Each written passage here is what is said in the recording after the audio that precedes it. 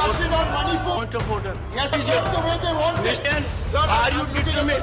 Take your seat. TMC सांसद Derek O'Brien को मौजूदा सत्र से बाहर कर दिया गया। उसके बाद सवाल उठने लगे कि आखिर क्यों अचानक से डेरेक ओब्रायन को राज्यसभा से यानी कि मौजूदा सत्र से बाहर कर दिया गया। और खबर आ रही थी कि धनखड़ उन पर गुस्सा भी धनखड़ ने किया था। तो आखिर क्यों, इसके लिए हमारे सीनियर शेखर सर जुड़ चुके हैं। शेखर सर से जानते हैं कि आखिर अचानक ऐसा क्या हो गया शेखर सर कि डेरेक ओब्रायन को मौजूदा सत्र से बाहर कर दिया गया।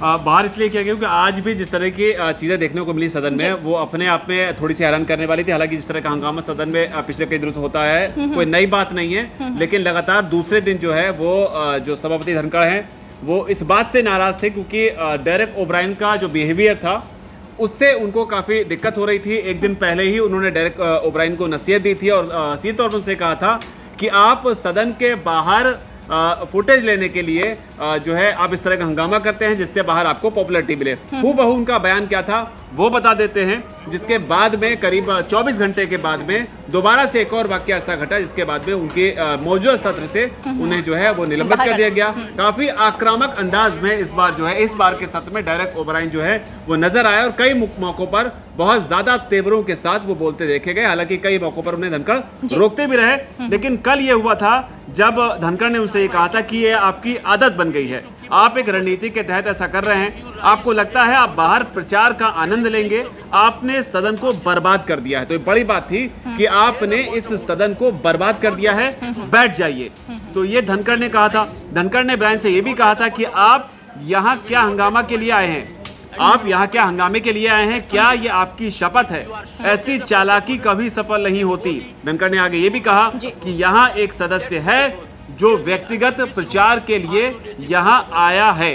तो ये बात जो है धनखड़ ने डेरेक ओब्रायन को कही थी। तो उनसे इससे नाराजगी को समझा जा सकता है कि किस कदर जो है धनखड़ जो है उनसे नाराज थे। लेकिन यहाँ पर एक और बड़ी बात है कि आखिर धनखड़ किस बात को लेकर डेरेक ओब्रायन पर इस तरीके से नाराज हुए। तो वो भी समझिए कि दरअसल डेरेक ओब्रायन जो है वो सरकार पर कुछ ज्यादा ही हमलावर थे। उन्होंने कहा था कि मैं इस विधेयक का पुरजोर विरोध करने के लिए यहाँ खड़ा हूँ। जो दिल्ली सेवा बिल आया था उसको लेकर बोल रहे थे ये कि मैं इसका विरोध करने के लिए, पुरजोर विरोध करने के लिए यहाँ पर खड़ा हुआ हूँ। नरेंद्र मोदी पर आरोप लगाते हुए उन्होंने कहा कि नरेंद्र मोदी जो है वो फेडरलिज्म की संतान हैं। ये बड़ा आरोप लगाया। वो दिल्ली आने से पहले मुख्यमंत्री थे।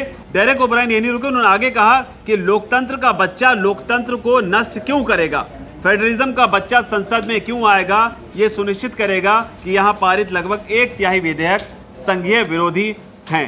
तो ये डेरेक ओब्रायन का तीखा हमला था प्रधानमंत्री मोदी पर, जहां पर वो केजरीवाल के खिलाफ या आम आदमी पार्टी के खिलाफ जो दिल्ली बिल लेकर आया गया था उसके समर्थन में बोल रहे थे कि किस तरीके से इस बिल को रोका जाए। लेकिन अब जाके करीब 24 घंटे के बाद में आज जो घटना घटी उसके बाद में उन्हें जो है मौजूदा सत्र से निलंबित कर दिया गया। बताइए, ये भी चाह रहा है कि वो मुद्दे से भटकाने की कोशिश कर रहे थे क्योंकि मणिपुर पे चर्चा हो रही थी और फिर भी वो कोई किसी और बात को लेकर वो कर रहे थे, इसलिए उन्हें मौजूदा सत्र से बाहर कर दिया गया। अगर मौजूदा सत्र से बाहर करने की बात करें तो संजय सिंह को भी बाहर किया गया क्योंकि उनका भी आपने वो वीडियो जो वायरल हो रहा था आपने देखा था कि किस तरह से वो उनकी कुर्सी के पास पहुंच गए थे। संजय सिंह को राज्यसभा से किया गया, उनको सस्पेंड किया गया मौजूदा सत्र के लिए। उसके अलावा रिंकू सिंह जो है जिस तरीके से कागज को फाड़कर चेयर की तरफ फेंकने की कोशिश की उनको निलंबित किया गया। तो इस तरह के वाकये इस बार जो है काफी देखने को मिले। कुल मिलाकर ये कह सकते हैं कि राज्यसभा में इस बार धनखड़ बिल्कुल बर्दाश्त नहीं करें कि कोई राज्यसभा के कार्यवाही में कोई बाधा बने। तो फिलहाल चर्चा पर आपकी क्या राय है, मैं कमेंट बॉक्स में जाकर जरूर बताएं।